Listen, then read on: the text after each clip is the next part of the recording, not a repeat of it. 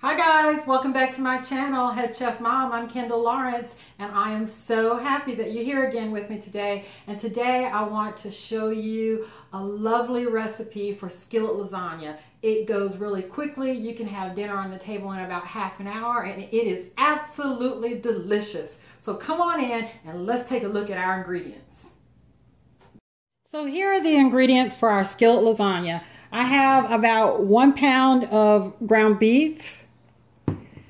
I have half of a ring of kielbasa sausage, and you don't have to use this. I just had a half a ring in the refrigerator that I needed to use up, and it's really good in lasagna. I have about a 1/4 cup of Parmesan cheese. I have an 8-ounce package of whole wheat lasagna noodles. I have about a 1/4 cup of red wine. I have some sheets, or I guess you'd call them sheets or slices, of mozzarella cheese. I have some cottage cheese. I'll use about 8 ounces of cottage cheese. I have a 28-ounce can of chunky crushed tomatoes, and I'll use about half of a 28-ounce can of petite diced tomatoes.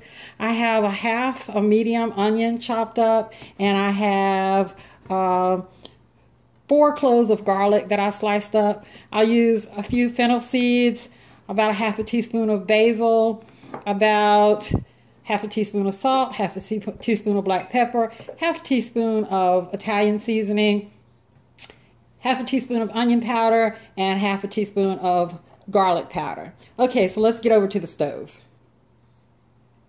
Okay, so I have a wide, deep skillet here on the stove, and I have a couple tablespoons of vegetable oil heating up in the pan.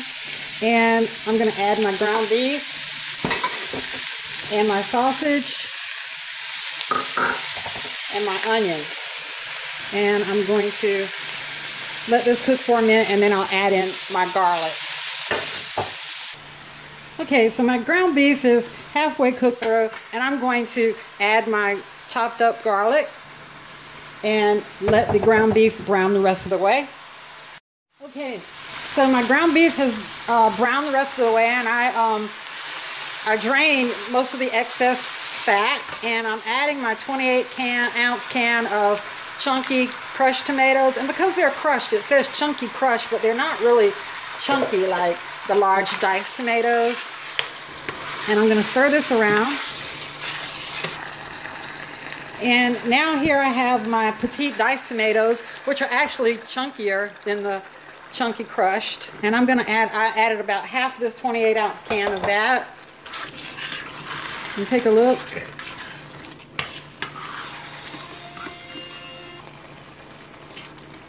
And then I kind of like to eyeball everything, and I want more liquid, and I don't really want to add any water or broth because broth has salt in it, and I'm going to be adding a lot of cheese to this, which is salty. So I'm going to add the entire 28-ounce can of the petite diced tomatoes, and I am going to add about a half teaspoon of each one of my seasonings that I showed you at the beginning of the video, and I'll have those listed in the description box as well.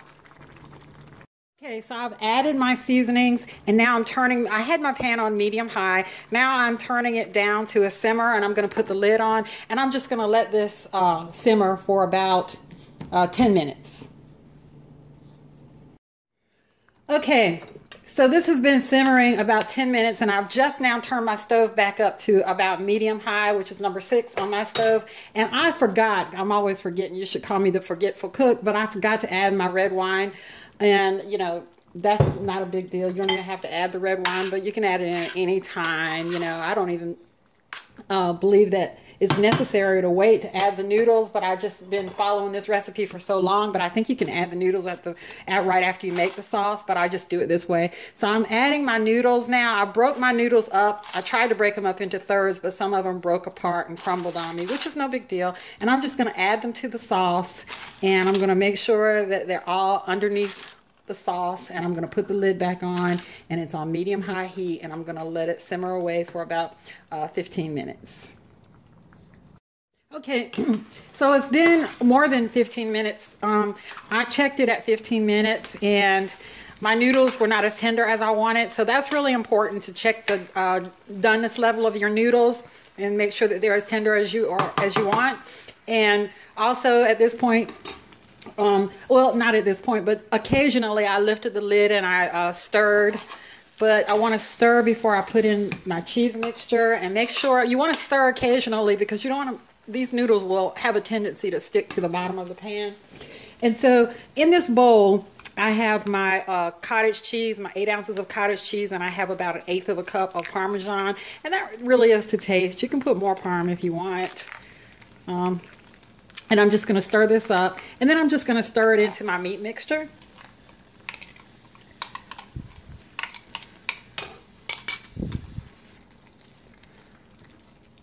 So my cottage cheese and Parmesan mixture is all incorporated. And you don't have to use cottage cheese. You can use ricotta cheese if you like that better. I'm not a fan of ricotta. I like cottage in lasagna.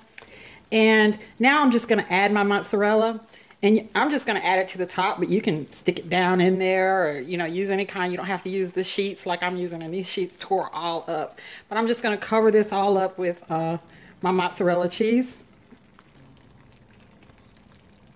So I've added my mozzarella cheese to the top of my skillet lasagna, and I am going to turn off the eye of my stove, and I'm going to place a lid on it, and I'm just going to simply let the mozzarella melt. And then after it melts, if you want to, I'm going to skip this step, but if you want to, put your oven on broil and stick your oven-proof pan in the under the broiler until it browns. You need to watch it really carefully for a couple of minutes until it gets brown, but I'm going to skip that step.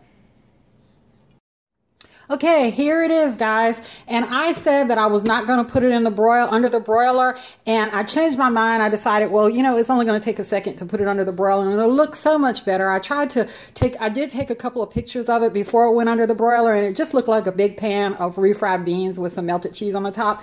And honestly, I took it out of the broiler, and I took some pictures of it, and it still looks like a big pan of refried beans with some cheese on the top. But I can guarantee you it tastes good. I'm not even going to do a taste test. I guarantee this. I have made this dish a million times, and it's one of my family's favorites. Make this. Comment, like, subscribe, share, and go feed your family. Bye-bye.